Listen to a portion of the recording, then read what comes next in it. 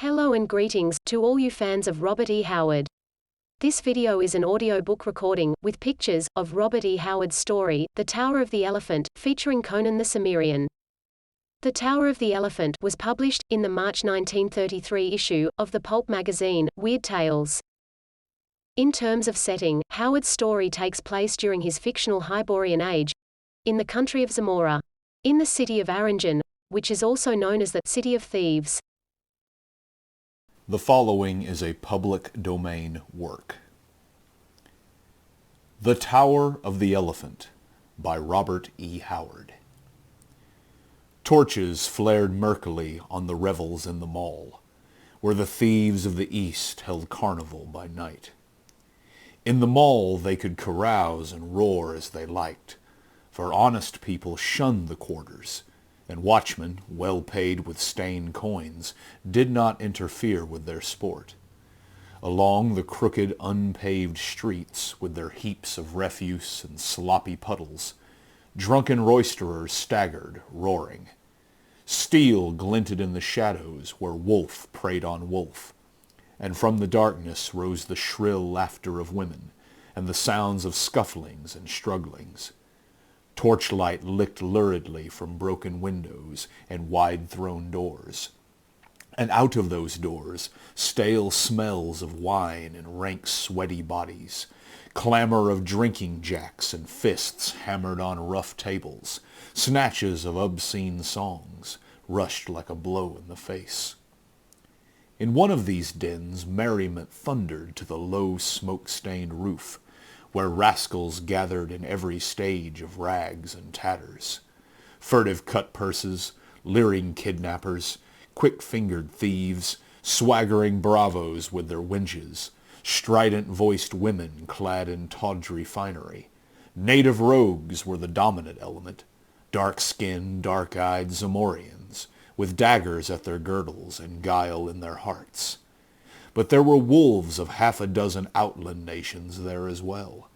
There was a giant Hyperborean renegade, taciturn, dangerous, with a broadsword strapped to his great gaunt frame. For men wore steel openly in the mall. There was a Shemitish counterfeiter, with his hook nose and curled blue-black beard.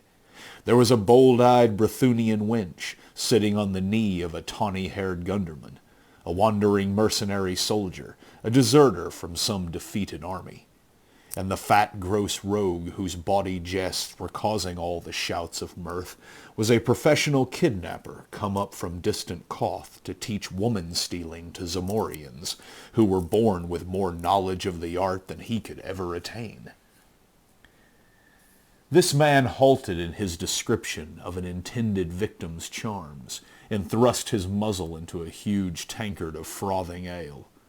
Then, blowing the foam from his fat lips, he said, "By Bel, god of all thieves, I'll show them how to steal wenches. I'll have her over the Zamorian border before dawn, and there'll be a caravan waiting to receive her.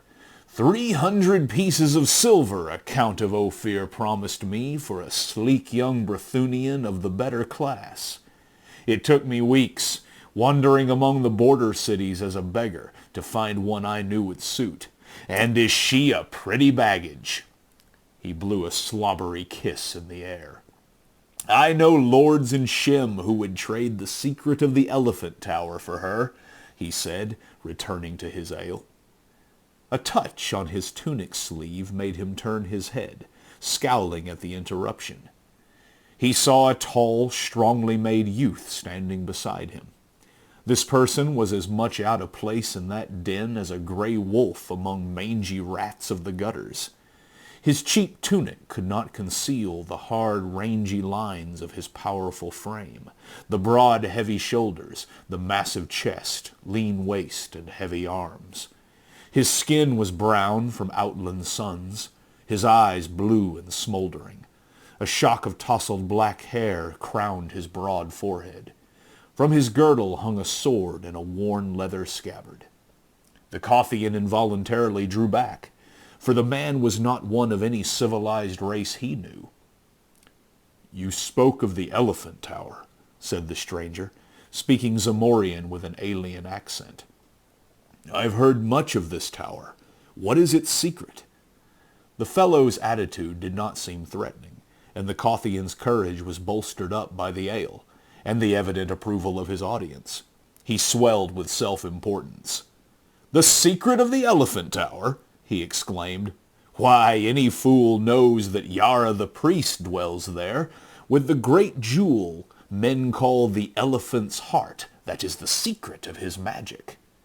The barbarian digested this for a space. "I have seen this tower," he said. "It is set in a great garden above the level of the city, surrounded by high walls. I have seen no guards. The walls would be easy to climb. Why has not somebody stolen this secret gem?" The Kothian stared wide-mouthed at the other's simplicity, then burst into a roar of derisive mirth, in which the others joined. "Hearken to this heathen," he bellowed. "He would steal the jewel of Yara." "Hearken, fellow," he said, turning portentously to the other. "I suppose you are some sort of a northern barbarian?" "I am a Cimmerian," the outlander answered, in no friendly tone. The reply and the manner of it meant little to the Kothian.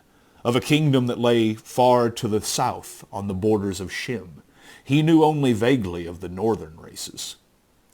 "Then give ear and learn wisdom, fellow," said he, pointing his drinking-jack at the discomfited youth.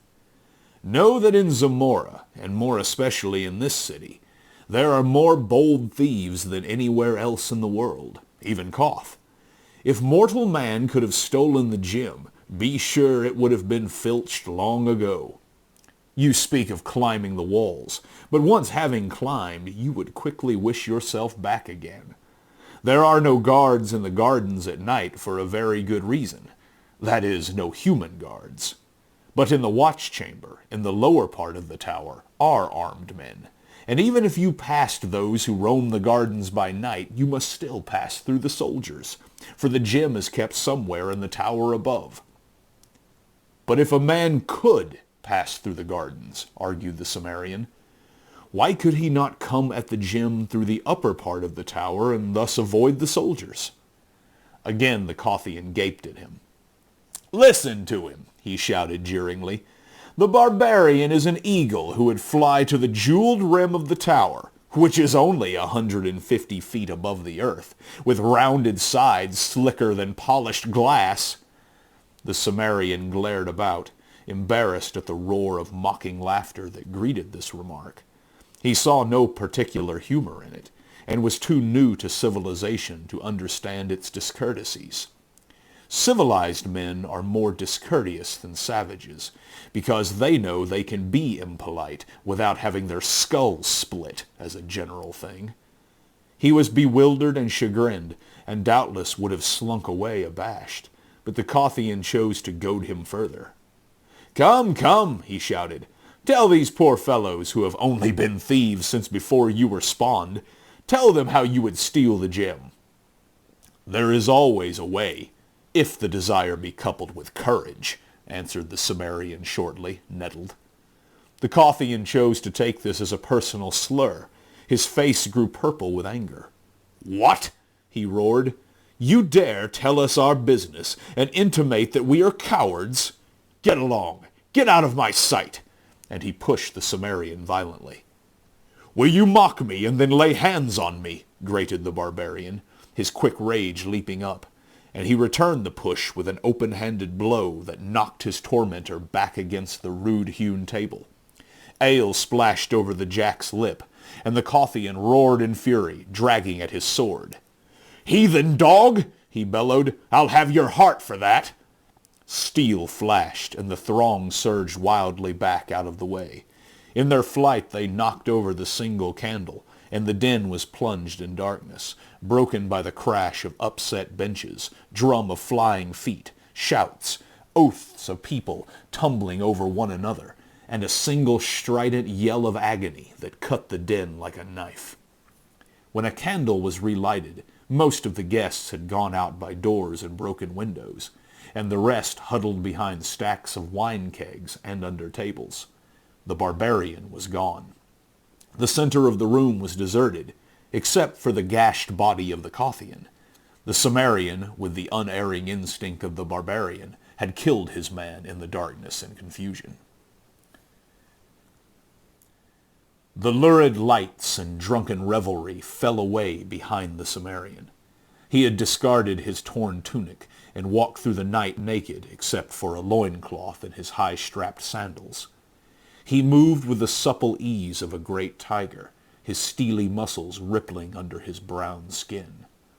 He had entered the part of the city reserved for the temples. On all sides of him they glittered white in the starlight. Snowy marble pillars and golden domes and silver arches, shrines of Zamora's myriad strange gods. He did not trouble his head about them. He knew that Zamora's religion, like all things of a civilized, long-settled people, was intricate and complex, and had lost most of the pristine essence in a maze of formulas and rituals. He had squatted for hours in the courtyards of the philosophers, listening to the arguments of theologians and teachers, and come away in a haze of bewilderment, sure of only one thing, and that they were all touched in the head. His gods were simple and understandable. Crom was their chief, and he lived on a great mountain, whence he sent forth dooms and death. It was useless to call on Crom, because he was a gloomy, savage god, and he hated weaklings. But he gave a man courage at birth, and the will and might to kill his enemies, which in the Cimmerian's mind was all any god should be expected to do. His sandaled feet made no sound on the gleaming pave. No watchman passed, for even the thieves of the mall shunned the temples, where strange dooms had been known to fall on violators. Ahead of him he saw, looming against the sky, the Tower of the Elephant. He mused, wondering why it was so named. No one seemed to know. He had never seen an elephant, but he vaguely understood that it was a monstrous animal, with a tail in front as well as behind. This a wandering Shemite had told him, swearing that he had seen such beasts by the thousands in the country of the Hyrcanians. But all men knew what liars were the men of Shem. At any rate, there were no elephants in Zamora. The shimmering shaft of the tower rose frostily in the stars. In the sunlight it shone so dazzlingly that few could bear its glare, and men said it was built of silver. It was round, a slim, perfect cylinder, 150 feet in height, and its rim glittered in the starlight with the great jewels which crusted it. The tower stood among the waving exotic trees of a garden raised high above the general level of the city. A high wall enclosed the garden, and outside the wall was a lower level, likewise enclosed by a wall. No lights shone forth. There seemed to be no windows in the tower, at least not above the level of the inner wall. Only the gems high above sparkled frostily in the starlight. Shrubbery grew thick outside the lower or outer wall. The Cimmerian crept close and stood beside the barrier, measuring it with his eye. It was high, but he could leap and catch the coping with his fingers. Then it would be child's play to swing himself up and over, and he did not doubt that he could pass the inner wall in the same manner. But he hesitated at the thought of the strange perils which were said to await within. These people were strange and mysterious to him. They were not of his kind, not even of the same blood as the more westerly Brythunians, Nemedians, Kothians, and Aquilonians, whose civilized mysteries had awed him in times past. The people of Zamora were very ancient, and, from what he had seen of them, very evil. He thought of Yara, the high priest, who worked strange dooms from this jeweled tower, and the Cimmerian's hair prickled as he remembered a tale told by a drunken page of the court, how Yara had laughed in the face of a hostile prince, and held up a glowing evil gem before him, and how rays shot blindingly from that unholy jewel, to envelop the prince, who screamed and fell down, and shrank to a withered, blackened lump that changed to a black spider, which scampered wildly about the chamber until Yara set his heel upon it. Yara came not often from his tower of magic, and always to work evil on some man or some nation, The king of Zamora feared him more than he feared death, and kept himself drunk all the time, because that fear was more than he could endure sober. Yara was very old, centuries old, men said, and added that he would live forever because of the magic of his gem, which men called the heart of the elephant, for no better reason than they named his hold the elephant's tower. The Cimmerian, engrossed in these thoughts, shrank quickly against the wall. Within the garden someone was passing, who walked with a measured stride. The listener heard the clink of steel. So after all, a guard did pace those gardens. The Cimmerian waited, expected to hear him pass again on the next round, but silence rested over the mysterious gardens. At last, curiosity overcame him. Leaping lightly, he grasped the wall and swung himself up to the top with one arm. Lying flat on the broad coping, he looked down into the wide space between the walls. No shrubbery grew near him, though he saw some carefully trimmed bushes near the inner wall. The starlight fell on the even sward, and somewhere a fountain tinkled. The Cimmerian cautiously lowered himself down on the inside and drew his sword, staring about him. He was shaken by the nervousness of the wild at standing thus unprotected in the naked starlight, and he moved lightly around the curve of the wall, hugging its shadow, until he was even with the shrubbery he had noticed. Then he ran quickly toward it, crouching low, and almost tripped over a form that lay crumpled near the edges of the bushes. A quick look to right and left showed him no enemy in sight at least, and he bent close to investigate. His keen eyes, even in the dim starlight, showed him a strongly built man in the silvered armor and crested helmet of the Zamorian royal guard. A shield and a spear lay near him, and it took but an instant's examination to show that he had been strangled. The barbarian glanced about uneasily. He knew that this man must be the guard he had heard pass his hiding place by the wall. Only a short time had passed, yet in that interval nameless hands had reached out of the dark and choked out the soldier's life. Straining his eyes in the gloom, he saw a hint of motion through the shrubs near the wall. Thither he glided, gripping his sword. He made no more noise than a panther stealing through the night, yet the man he was stalking heard. The Cimmerian had a dim glimpse of a huge bulk close to the wall, felt relief that it was at least human. Then the fellow wheeled quickly with a gasp that sounded like panic, made the first motion of a forward plunge, hands clutching, then recoiled as the Cimmerian's blade caught the starlight. For a tense instant neither spoke, standing ready for anything. "You are no soldier," hissed the stranger at last. "You are a thief like myself." "And who are you?" asked the Cimmerian in a suspicious whisper. "Taurus of Nemedia." The Cimmerian lowered his sword. "I've heard of you. Men call you a prince of thieves." A low laugh answered him. Taurus was as tall as the Cimmerian, and heavier. He was big-bellied and fat, but his every movement betokened a subtle dynamic magnetism, which was reflected in the keen eyes that glinted vitally, even in the starlight. He was barefooted and carried a coil of what looked like a thin, strong rope, knotted at regular intervals. "Who are you?" he whispered. "Conan, a Cimmerian," answered the other. "I came seeking a way to steal Yara's jewel, that men call the elephant's heart." Conan sensed the man's great belly shaking in laughter, but it was not derisive. "By Bel, god of thieves," hissed Taurus, "I had thought only myself had courage to attempt that poaching. These Zamorians call themselves thieves. Bah! Conan, I like your grit. I never shared an adventure with anyone, but by Bel, we'll attempt this together if you're willing." "Then you are after the gem too?" "What else? I've had my plans laid for months, but you, I think, have acted on a sudden impulse, my friend." "You killed the soldier?" "Of course. I slid over the wall when he was on the other side of the garden. I hid in the bushes. He heard me, or thought he heard something. When he came blundering over, it was no trick at all to get behind him and suddenly grip his neck and choke out his fool's life. He was like most men, half blind in the dark. A good thief should have eyes like a cat. You made one mistake, said Conan.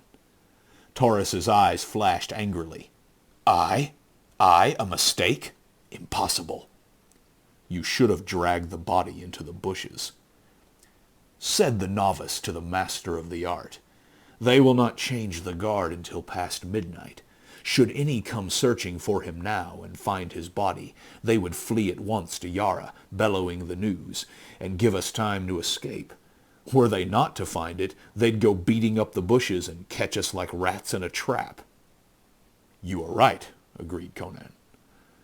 So, now attend. We waste time in this cursed discussion. There are no guards in the inner garden.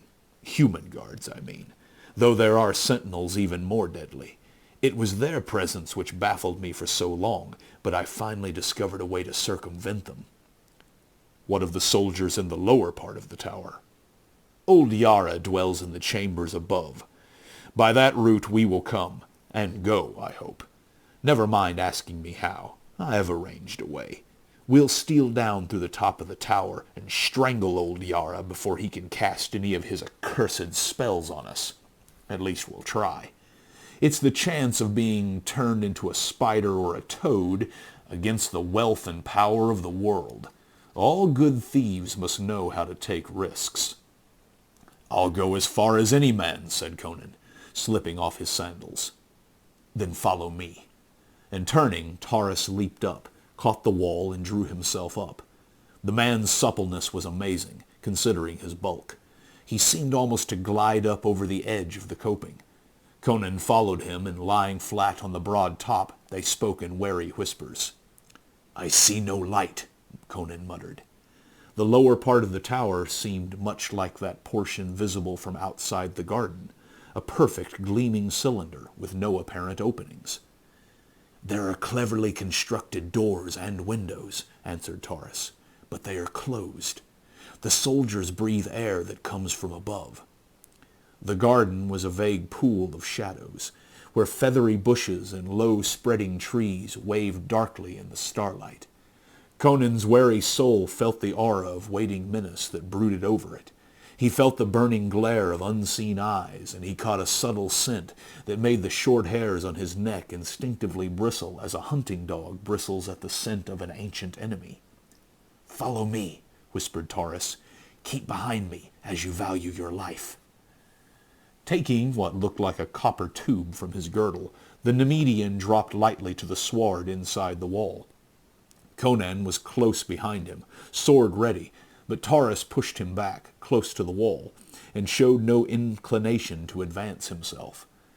His whole attitude was of tense expectancy, and his gaze, like Conan's, was fixed on the shadowy mass of shrubbery a few yards away. This shrubbery was shaken, although the breeze had died down. Then two great eyes blazed from the waving shadows, and behind them other sparks of fire glinted in the darkness. Lions, muttered Conan. Aye, by day they are kept in subterranean caverns below the tower. That's why there are no guards in this garden. Conan counted the eyes rapidly. 5 in sight, maybe more back in the bushes. They'll charge in a moment. Be silent, hissed Taurus, as he moved out from the wall, cautiously as if treading on razors, lifting the slender tube. Low rumblings rose from the shadows, and the blazing eyes moved forward. Conan could sense the great slavering jaws, the tufted tails lashing tawny sides. The air grew tense. The Cimmerian gripped his sword, expecting the charge and the irresistible hurtling of giant bodies. Then Taurus brought the mouth of the tube to his lips and blew powerfully. A long jet of yellowish powder shot from the other end of the tube and billowed out instantly in a thick green-yellow cloud that settled over the shrubbery, blotting out the glaring eyes. Taurus ran back hastily to the wall. Conan glared without understanding. The thick cloud hid the shrubbery, and from it no sound came. "What is that mist?" the Cimmerian asked uneasily. "Death," hissed the Nemedian. "If a wind springs up and blows it back upon us, we must flee over the wall. But no, the wind is still, and now it is dissipating. Wait until it vanishes entirely. To breathe it is death. Presently only yellowish shreds hung ghostily in the air. Then they were gone, and Taurus motioned his companion forward. They stole toward the bushes, and Conan gasped.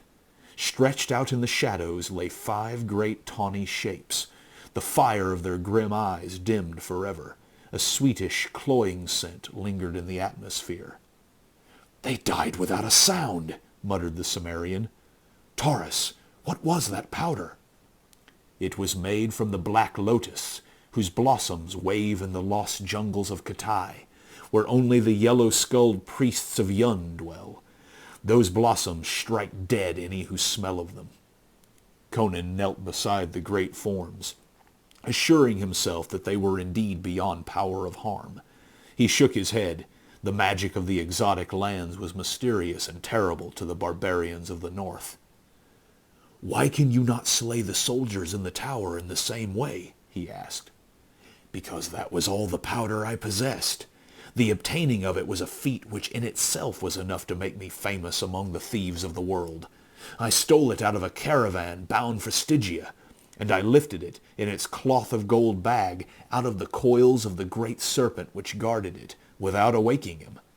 But come, in Bel's name, are we to waste the night in discussion?" They glided through the shrubbery to the gleaming foot of the tower, and there with a motion enjoining silence, Taurus unwound his knotted cord, on one end of which was a strong steel hook. Conan saw his plan, and asked no questions as the Nemedian gripped the line a short distance below the hook, and began to swing it about his head. Conan laid his ear to the smooth wall and listened, but could hear nothing. Evidently the soldiers within did not suspect the presence of intruders, who had made no more sound than the night wind blowing through the trees. But a strange nervousness was on the barbarian. Perhaps it was the lion smell which was over everything. Taurus threw the line with a smooth, ripping motion of his mighty arm. The hook curved upward and inward in a peculiar manner, hard to describe, and vanished over the jeweled rim. It apparently caught firmly, for cautious jerking and then hard pulling did not result in any slipping or giving. "Luck the first cast," murmured Taurus. It was Conan's savage instinct which made him wheel suddenly, for the death that was upon them made no sound. A fleeting glimpse showed the Cimmerian the giant tawny shape, rearing upright against the stars, towering over him for the death stroke. No civilized man could have moved half so quickly as the barbarian moved. His sword flashed frostily in the starlight, with every ounce of a desperate nerve, and threw behind it, and man and beast went down together. Cursing incoherently beneath his breath, Taurus bent above the mass and saw his companion's limbs move as he strove to drag himself from under the great weight that lay limply upon him. A glance showed the startled Nemedian that the lion was dead, its slanting skull split in half. He laid hold of the carcass, and by his aid, Conan thrust it aside and clambered up, still gripping his dripping sword. "Are you hurt, man?" gasped Taurus, still bewildered by the stunning swiftness of that touch-and-go episode. "No, by Crom," answered the barbarian, "but that was as close a call as I've had in a life no ways tame. Why did not the cursed beast roar as he charged?" "All things are strange in this garden," said Taurus. "The lion strikes silently, and so do other deaths. But come. Little sound was made in that slaying, but the soldiers might have heard, if they are not asleep or drunk. That beast was in some other part of the garden and escaped the death of the flowers. But surely there are no more. We must climb this cord. Little need to ask a Cimmerian if he can." "If it will bear my weight," grunted Conan, cleansing his sword on the grass. "It will bear thrice my own," answered Taurus. "It was woven from the tresses of dead women, which I took from their tombs at midnight, and steeped in the deadly wines of the upas tree, to give it strength. I will go first, then follow me closely." The Nemedian gripped the rope, and crooking a knee about it, began the ascent. He went up like a cat, belying the apparent clumsiness of his bulk. The Cimmerian followed. The cord swayed and turned on itself, but the climbers were not hindered. Both had made more difficult climbs before. The jeweled rim glittered high above them, jutting out from the perpendicular of the wall, so that the cord hung perhaps a foot from the side of the tower, a fact which added greatly to the ease of the ascent. Up and up they went, silently, the lights of the city spreading out further and further to their sight as they climbed, the stars above them more and more dimmed by the glitter of the jewels along the rim. Now Taurus reached up a hand and gripped the rim itself, pulling himself up and over. Conan paused a moment on the very edge, fascinated by the great frosty jewels whose gleams dazzled his eyes. Diamonds, rubies, emeralds, sapphires, turquoises, moonstones, set thick as stars in the shimmering silver. At a distance their different gleams had seemed to merge into a pulsing white glare, but now at close range they shimmered with a million rainbow tints and lights, hypnotizing him with their scintillations. "There is a fabulous fortune here, Taurus," he whispered, but the Nemedian answered impatiently, "Come on! If we secure the heart, these and all other things shall be ours." Conan climbed over the sparkling rim. The level of the tower's top was some feet below the gemmed edge. It was flat, composed of some dark blue substance, set with gold that caught the starlight, so that the whole looked like a wide sapphire flecked with shining gold dust. Across from the point where they had entered, there seemed to be a sort of chamber built upon the roof. It was of the same silvery material as the walls of the tower, adorned with designs worked in smaller gems. Its single door was of gold, its surface cut in scales and crusted with jewels that gleamed like ice. Conan cast a glance at the pulsing ocean of lights which spread far below them, then glanced at Taurus. The Nemedian was drawing up his cord and coiling it. He showed Conan where the hook had caught. A fraction of an inch of the point had sunk under a great blazing jewel on the inner side of the rim. "Luck was with us again," he muttered. "One would think that our combined weight would have torn that stone out. Follow me. The real risks of the venture begin now. We are in the serpent's lair, and we know not where he lies hidden." Like stalking tigers they crept across the darkly gleaming floor, and halted outside the sparkling door. With a deft and cautious hand Taurus tried it. It gave without resistance, and the companions looked in, tensed for anything. Over the Nemedian's shoulder Conan had a glimpse of a glittering chamber, the walls, ceiling, and floor of which were crusted with great white jewels which lighted it brightly, and which seemed its only illumination. It seemed empty of life. "Before we cut off our last retreat," hissed Taurus, "go you to the rim and look over on all sides. If you see any soldiers moving in the gardens, or anything suspicious, return and tell me. I will await you within this chamber." Conan saw scant reason in this, and a faint suspicion of his companion touched his wary soul, but he did as Taurus requested. As he turned away, the Nemedian slipped inside the door and drew it shut behind him. Conan crept about the rim of the tower, returning to his starting point without having seen any suspicious movement in the vaguely waving sea of leaves below. He turned toward the door. Suddenly, from within the chamber, there sounded a strangled cry. The Cimmerian leaped forward, electrified. The gleaming door swung open, and Taurus stood framed in the cold blaze behind him. He swayed and his lips parted, but only a dry rattle burst from his throat. Catching at the golden door for support, he lurched out upon the roof, then fell headlong, clutching at his throat. The door swung to behind him. Conan, crouching like a panther at bay, saw nothing in the room behind the stricken Nemedian. In the brief instant the door was partly open, unless it was not a trick of the light which made it seem as if a shadow darted across the gleaming floor. Nothing followed Taurus out on the roof, and Conan bent above the man. The Nemedian stared up with dilated, glazing eyes that somehow held a terrible bewilderment. His hands clawed at his throat, his lips slobbered and gurgled. Then suddenly he stiffened, and the astounded Cimmerian knew that he was dead. And he felt that Taurus had died without knowing what manner of death had stricken him. Conan glared bewilderedly at the cryptic golden door. In that empty room, with its glittering jeweled walls, death had come to the Prince of Thieves as swiftly and mysteriously as he had dealt doom to the lions in the garden below. Gingerly, the barbarian ran his hands over the man's half-naked body, seeking a wound. But the only marks of violence were between his shoulders, high up near the base of his bull neck. 3 small wounds, which looked as if 3 nails had been driven deep in the flesh and withdrawn. The edges of these wounds were black, and a faint smell of a putrefaction was evident. Poisoned darts? Thought Conan. But in that case the missiles should be still in the wounds. Cautiously he stole toward the golden door, pushed it open, and looked inside. The chamber lay empty, bathed in the cold, pulsing glow of the myriad jewels.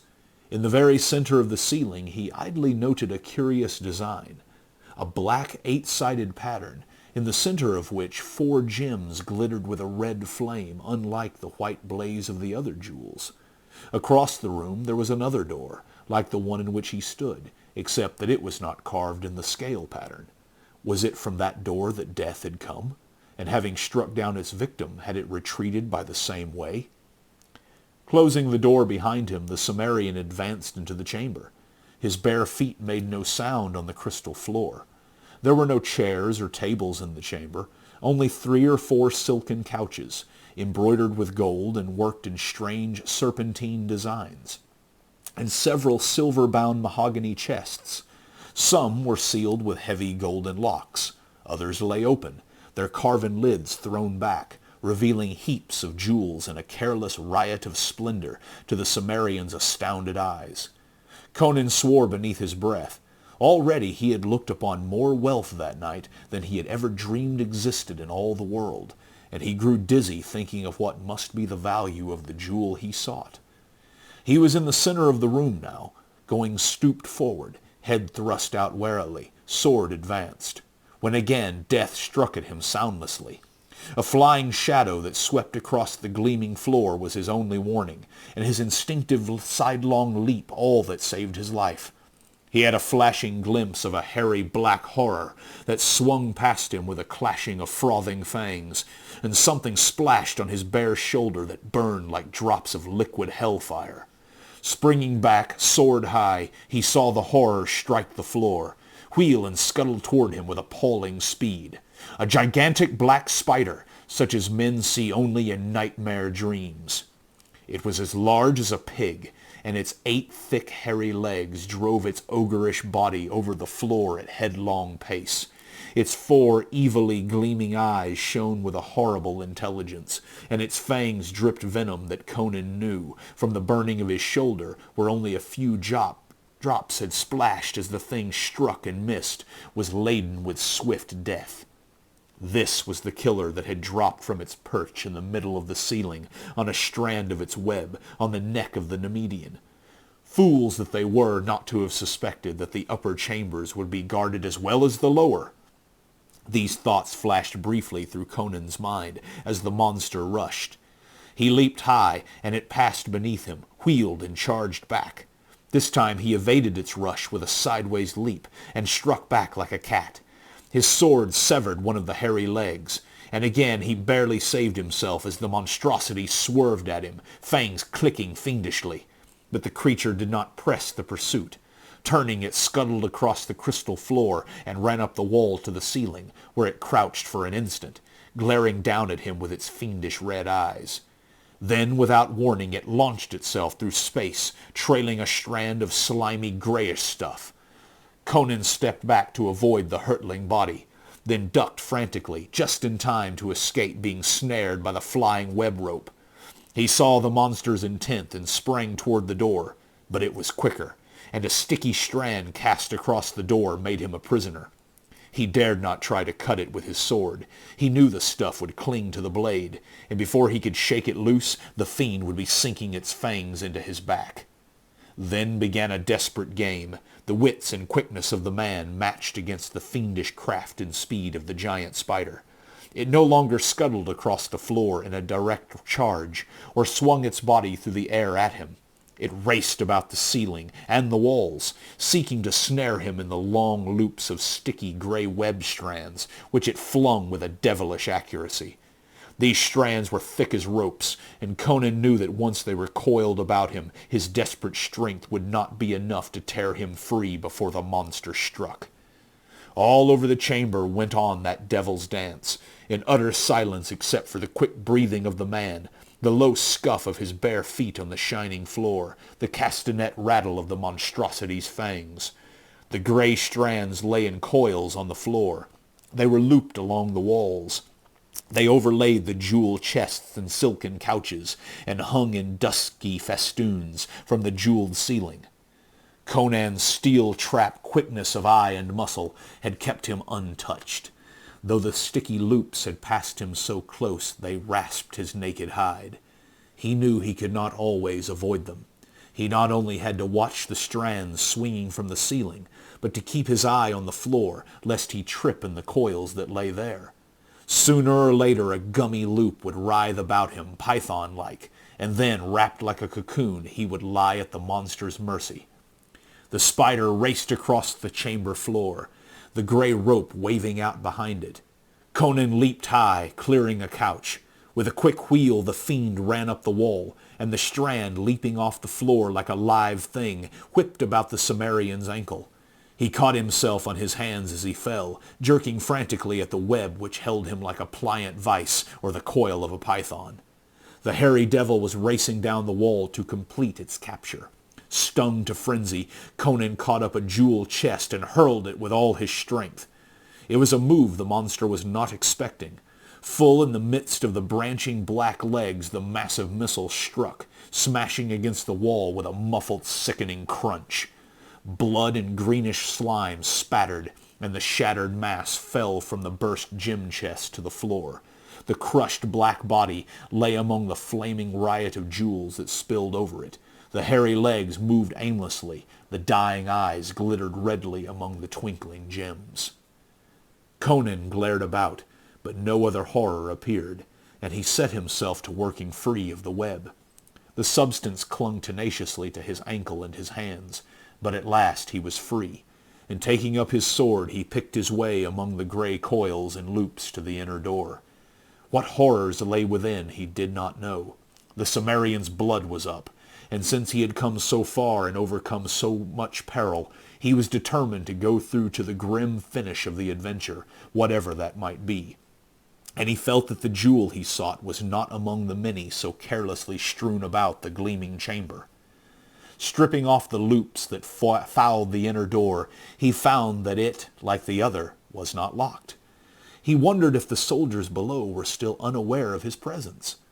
Well, he was high above their heads, and if tales were to be believed, they were used to strange noises in the tower above them, sinister sounds and screams of agony and horror. Yara was on his mind, and he was not altogether comfortable as he opened the golden door. But he saw only a flight of silver steps leading down, dimly lighted by what means he could not ascertain. Down these he went silently, gripping his sword. He heard no sound and came presently to an ivory door, set with bloodstones. He listened, but no sound came from within. Only thin wisps of smoke drifted lazily from beneath the door, bearing a curious, exotic odor unfamiliar to the Cimmerian. Below him the silver stair wound down to vanish in the dimness, and up that shadowy well no sound floated. He had an eerie feeling that he was alone in a tower occupied only by ghosts and phantoms. Cautiously he pressed against the ivory door, and it swung silently inward. On the shimmering threshold, Conan stared like a wolf in strange surroundings, ready to fight or flee on the instant. He was looking into a large chamber with a domed golden ceiling. The walls were of green jade, the floor of ivory, partly covered by thick rugs. Smoke and exotic scent of incense floated up from a brazier on a golden tripod, and behind it sat an idol on a sort of marble couch. Conan stared aghast. The image had the body of a man, naked and green in color, but the head was of one of nightmare and madness. Too large for the human body, it had no attributes of humanity. Conan stared at the wide, flaring ears, the curling proboscis, on either side of which stood white tusks tipped with round golden balls. The eyes were closed as if in sleep. This, then, was the reason for the name, the Tower of the Elephant, for the head of the thing was much like that of the beasts described by the Shemitish wanderer. This was Yara's god. Where then should the gem be, but concealed in the idol, since the stone was called the elephant's heart? As Conan came forward, his eyes fixed on the motionless idol, the eyes of the thing opened suddenly. The Cimmerian froze in his tracks. It was no image. It was a living thing, and he was trapped in its chamber. That he did not instantly explode in a burst of murderous frenzy is a fact that measures his horror, which paralyzed him where he stood. A civilized man in his position would have sought doubtful refuge in the conclusion that he was insane. It did not occur to the Cimmerian to doubt his senses. He knew he was face to face with a demon of the elder world, and the realization robbed him of all his faculties except sight. The trunk of the horror was lifted and quested about. The topaz eyes stared unseeingly, and Conan knew the monster was blind. With the thought came a thawing of his frozen nerves, and he began to back silently toward the door. But the creature heard. The sensitive trunk stretched toward him, and Conan's horror froze him again when the being spoke, in a strange, stammering voice that never changed its key or timbre. The Cimmerian knew that those jaws were never built or intended for human speech. "Who is here? Have you come to torture me again, Yara? Will you never be done? Oh, Yag-Kosha, is there no end to agony?" Tears rolled from the sightless eyes, and Conan's gaze strayed to the limbs stretched on the marble couch, and he knew the monster would not rise to attack him.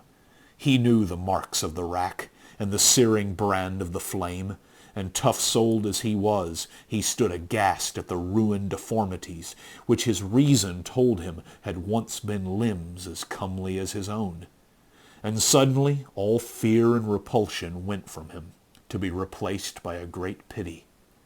What this monster was, Conan could not know, but the evidences of its sufferings were so terrible and pathetic that a strange aching sadness came over the Cimmerian. He knew not why. He only felt that he was looking upon a cosmic tragedy, and he shrank with shame as if the guilt of a whole race were laid upon him. "I am not Yara," he said. "I am only a thief.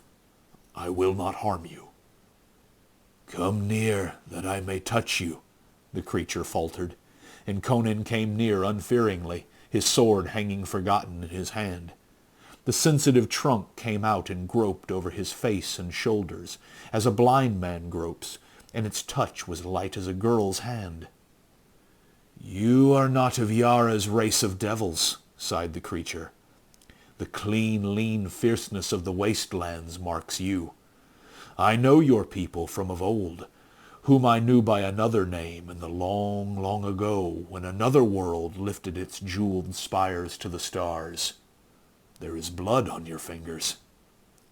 "A spider in the chamber above, and a lion in the garden," muttered Conan. "You have slain a man, too, this night," answered the other, "and there is death in the tower above. I feel, I know."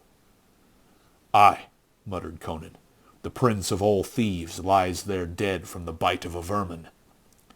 "So and so." The strange inhuman voice rose in a sort of low chant. "A slaying in the tavern, and a slaying on the roof. I know, I feel. And the third will make the magic of which not even Yara dreams. O magic of deliverance, green gods of Yag!" Again tears fell as the tortured body was rocked to and fro in the grip of varied emotions. Conan looked on, bewildered. Then the convulsions ceased. The soft, sightless eyes were turned toward the Cimmerian. The trunk beckoned. "O man, listen," said the strange being. "I am foul and monstrous to you, am I not? Nay, do not answer. I know. But you would seem as strange to me could I see you. There are many worlds besides this earth, and life takes many shapes. I am neither god nor demon, but flesh and blood like yourself, though the substance differ in part, and the form be cast in different mold. I am very old, O man of the waste countries. Long and long ago I came to this planet with others of my world, from the green planet Yag, which circles forever in the outer fringe of this universe.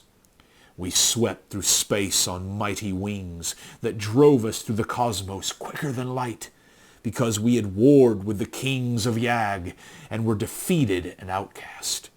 But we could never return, for on earth our wings withered from our shoulders. Here we abode apart from earthly life.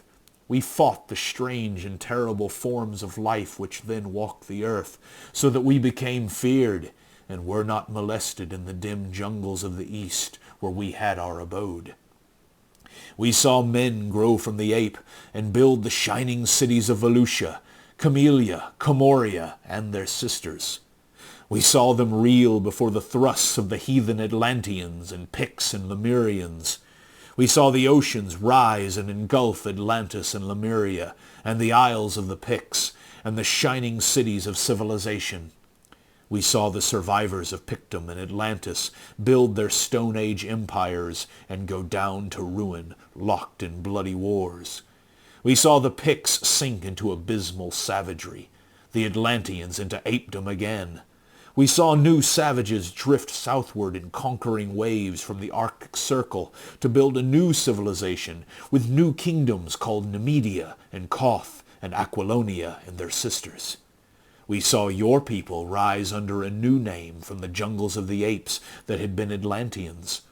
We saw the descendants of the Lemurians, who had survived the cataclysm, rise again through savagery and ride westward as Hyrcanians.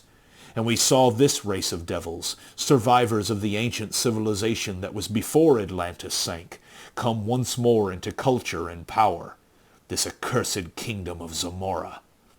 All this we saw, neither aiding nor hindering the immutable cosmic law, and one by one we died. For we of Yag are not immortal, though our lives are as the lives of planets and constellations. At last I alone was left, dreaming of old times among the ruined temples of jungle-lost Katai, worshipped as a god by an ancient yellow-skinned race. Then came Yara, versed in dark knowledge handed down through the days of barbarism, since before Atlantis sank. First he sat at my feet and learned wisdom. But he was not satisfied with what I taught him, for it was white magic, and he wished evil lore, to enslave kings and glut a fiendish ambition. I would teach him none of the black secrets I had gained, though no wish of mine through the eons. But his wisdom was deeper than I had guessed. With guile gotten among the dusky tombs of dark Stygia, he trapped me into divulging a secret I had not intended to bear, and turning my own power upon me, he enslaved me. Ah, gods of Yag, my cup has been bitter since that hour. He brought me up from the lost jungles of Katai, where the grey apes danced to the pipes of the yellow priests, and offerings of fruit and wine heaped my broken altars. No more was I a god to kindly jungle folk. I was slave to a devil in human form. Again tears stole from the unseeing eyes. He pent me in this tower, which at his command I built for him in a single night. By fire and rack he mastered me, and by strange unearthly tortures you would not understand. In agony I would long ago have taken my life if I could. But he kept me alive, mangled, blinded, and broken, to do his foul bidding. And for 300 years I have done his bidding, from this marble couch, blackening my soul with cosmic sins, and staining my wisdom with crimes, because I had no other choice. Yet not all my ancient secrets has he wrested from me, and my last gift shall be the sorcery of the blood and the jewel. For I feel the end of time draw near. You are the hand of fate. I beg of you, take the gem you will find on yonder altar. Conan turned to the gold and ivory altar indicated, and took up a great round jewel, clear as crimson crystal, and he knew that this was the heart of the elephant. Now for the great magic, the mighty magic, such as earth has not seen before and shall not see again, through a million of millenniums. By my life blood I conjure it, my blood born on the green breast of Yag, dreaming far poised in the great blue vastness of space. Take your sword, man, and cut out my heart.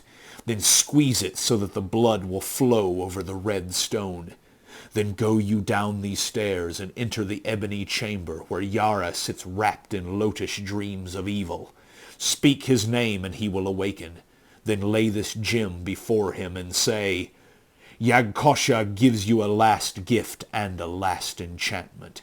Then get you from the tower quickly. Fear not, your way shall be made clear. The life of man is not the life of Yag, nor is human death the life of Yag.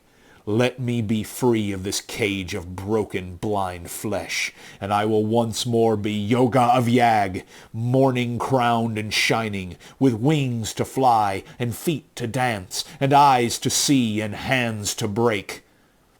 Uncertainly Conan approached, and Yag-Kosha, or Yaga, as if sensing his uncertainty, indicated where he should strike. Conan set his teeth and drove the sword deep. Blood streamed down the blade in his hand. The monster started convulsively, then lay back quite still. Sure that life had fled, at least life as he understood it. Conan set to work on his grisly task, and quickly brought forth something that he felt must be the strange being's heart, though it differed curiously from any he had ever seen. Holding the still pulsing organ over the blazing jewel, he pressed it with both hands, and a rain of blood fell on the stone. To his surprise, it did not run off, but soaked into the gem, as water is absorbed by a sponge. Holding the jewel gingerly, he went out of the fantastic chamber and came back upon the silver steps. He did not look back. He instinctively felt that some sort of transmutation was taking place in the body on the marble couch, and he further felt that it was not of a sort not to be witnessed by human eyes. He closed the ivory door behind him, and without hesitation descended the silver steps. It did not occur to him to ignore the instructions given him. He halted at an ebony door, in the center of which was a grinning silver skull, and pushed it open. He looked into a chamber of ebony and jet, and saw on a black silken couch a tall, spare form reclining.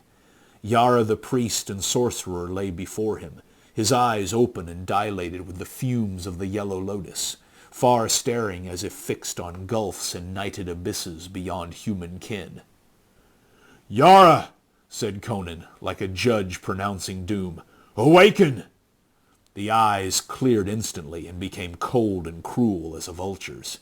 The tall silken-clad form lifted erect and towered gauntly above the Cimmerian. "Dog!" His hiss was like the voice of a cobra. "What do you here?" Conan laid the jewel on the great ebony table. "He who sent this gem bade me say, Yag-Kosha gives a last gift and a last enchantment." Yara recoiled, his dark face ashy. The jewel was no longer crystal clear. Its murky depths pulsed and throbbed, and curious smoky waves of changing color passed over its smooth surface. As if drawn hypnotically, Yara bent over the table and gripped the gem in his hands, staring into its shadowed depths, as if it were a magnet to draw the shuddering soul from his body. And as Conan looked, he thought that his eyes must be playing him tricks. For when Yara had risen up from his couch, the priest had seemed gigantically tall. Yet now he saw that Yara's head would scarcely come to his shoulder. He blinked, puzzled, and for the first time that night doubted his own senses. Then with a shock he realized that the priest was shrinking in stature, was growing smaller before his very gaze. With a detached feeling he watched, as a man might watch a play. Immersed in a feeling of overpowering unreality, the Cimmerian was no longer sure of his own identity. He only knew that he was looking upon the external evidences of unseen play of vast outer forces, beyond his understanding. Now Yara was no bigger than a child. Now, like an infant, he sprawled on the table, still grasping the jewel. And now the sorcerer suddenly realized his fate, and he sprang up, releasing the gem. But still he dwindled, and Conan saw a tiny pygmy figure rushing wildly about the ebony tabletop, waving tiny arms and shrieking in a voice that was like the squeak of an insect. Now he had shrunk until the great jewel towered above him like a hill, and Conan saw him cover his eyes with his hands, as if to shield them from the glare, as he staggered about like a madman. Conan sensed that some unseen magnetic force was pulling Yara to the gem. Thrice he raced wildly about it in a narrowing circle. Thrice he strove to turn and run out across the table. Then, with a scream that echoed faintly in the ears of the watcher, the priest threw up his arms and ran straight toward the blazing globe. Bending close, Conan saw Yara clamber up the smooth, curving surface, impossibly, like a man climbing a glass mountain. Now the priest stood on the top, still with tossing arms, invoking what grisly names only the gods know. And suddenly he sank into the very heart of the jewel, as a man sinks into a sea, and Conan saw the smoky waves close over his head. Now he saw him in the crimson heart of the jewel, once more crystal clear, as a man sees a scene far away, tiny with great distance. And into the heart came a green, shining, winged figure, with the body of a man and the head of an elephant, no longer blind or crippled. Yara threw up his arms and fled as a madman flees, and on his heels came the avenger. Then, like the bursting of a bubble, the great jewel vanished in a rainbow burst of iridescent gleams, and the ebony tabletop lay bare and deserted. As bare, Conan somehow knew, as the marble couch in the chamber above, where the body of that strange transcosmic being called Yag-Kosha and Yaga had lain. The Cimmerian turned and fled from the chamber, down the silver stairs. So mazed was he that it did not occur to him to escape from the tower by the way he had entered it. Down that winding, shadowy, silvery well he ran, and came into a large chamber at the foot of the gleaming stairs. There he halted for an instant. He had come into the room of the soldiers. He saw the glitter of their silver corselets, the sheen of their jeweled sword hilts. They sat slumped at the banquet board, their dusky plumes waving somberly above their drooping helmeted heads. They lay among their dice and fallen goblets on the wine-stained lapis lazuli floor, and he knew that they were dead. The promise had been made, the word kept. Whether sorcery or magic or the falling shadow of great green wings had stilled the revelry, Conan could not know, but his way had been made clear, and a silver door stood open, framed in the whiteness of dawn. Into the waving green gardens came the Cimmerian, and as the dawn wind blew upon him with the cool fragrance of luxuriant growths, he started like a man waking from a dream. He turned back uncertainly to stare at the cryptic tower he had just left. Was he bewitched and enchanted? Had he dreamed all that had seemed to have passed? As he looked, he saw the gleaming tower sway against the crimson dawn, its jewel-crusted rim sparkling in the glowing light, and crash into shining shards. The end.